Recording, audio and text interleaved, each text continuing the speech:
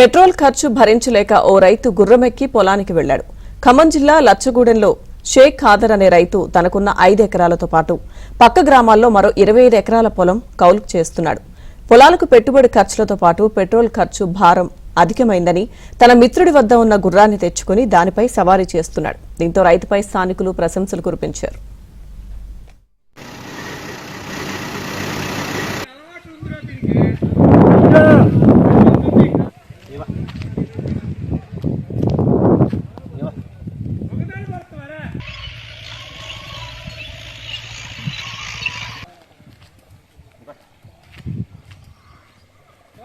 Ah.